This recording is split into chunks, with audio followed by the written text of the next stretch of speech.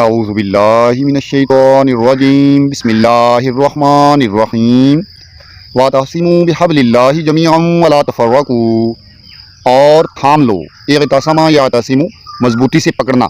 واعتصموا فعل امر، اور مضبوطی سے پکڑ لو، بحبل اللہ اللہ کی رسی کو۔ اللہ کی رسی سے مراد اللہ تعالیٰ کا دین ہے، جمیعا سب مل کر، ولا تفرقوا اور جدا جدا نہ ہو جاؤ، فرقوں میں مت پڑو، اور اللہ کی رسی یعنی اس کے دین کو سب مل کر مضبوطی سے تھام لو اور جدا جدا نہ ہو جاؤ۔ وَاذْكُرُوا نِعْمَتَ اللَّهِ عَلَيْكُمْ، اور اللہ کی اس نعمت کو یاد رکھو جو اس نے تم پر کی۔ اِذْ كُنْتُمْ أَعْدَاءً، جب تم سب دشمن تھے، آدان دشمن، عدو کی جمع، جب تم تھے دشمن۔ اللہ کی اس نعمت کو ہمیشہ یاد رکھو جو اس نے تم پر کی جب تم سب دشمن تھے۔ فَأَلَّفَ بَيْنَ قُلُوبِكُمْ، تو اس نے تمہارے دلوں کے درمیان الفت ڈال دی، فَأَلَّفَ الفت پیدا کر دی، بین قلوبکم تمہارے دلوں کے درمیان، فاصبحتم پس تم ہو گئے، بن گئے، بنعمتہ اس کی نعمت کے ساتھ، اخوانا بھائی بھائی، پس تم اس کی نعمت سے آپس میں بھائی بھائی بن گئے۔ وکنتم علی شفا حفرۃ من النار فانقذکم منها، اور تم تھے آگ کے گڑھے کے کنارے پر، شفا حفرۃ من النار فانقذکم منها، شفا کنارے، حفرۃ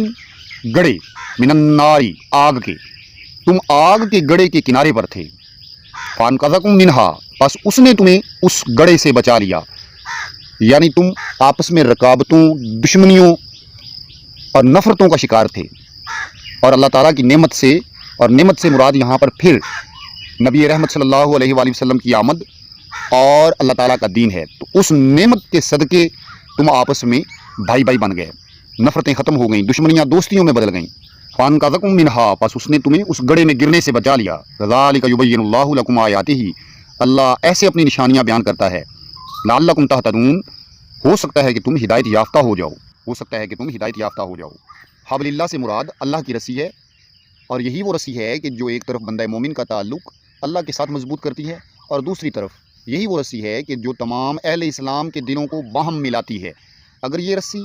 کمزور ہو جائے تو اللہ کے ساتھ تعلق بھی کمزور ہو جاتا ہے، اور اہل اسلام کا باہم تعلق بھی کمزور پڑ جاتا ہے، اور اسی کو فرقہ واریت کہتے ہیں، اور فرقہ واریت اسلام میں بالکل جائز نہیں ہے، وہ حرام ہے۔ ایک دوسرے سے مسلمان کبھی جدا ہو ہی نہیں سکتے۔ جو مسلمان ہیں ان کے دلوں میں اپنے مسلمان بھائیوں کے لیے ہمیشہ محبت ہوتی ہے، رہتی ہے۔ اگر خدا نخواستہ ان کے درمیان کوئی جھگڑا،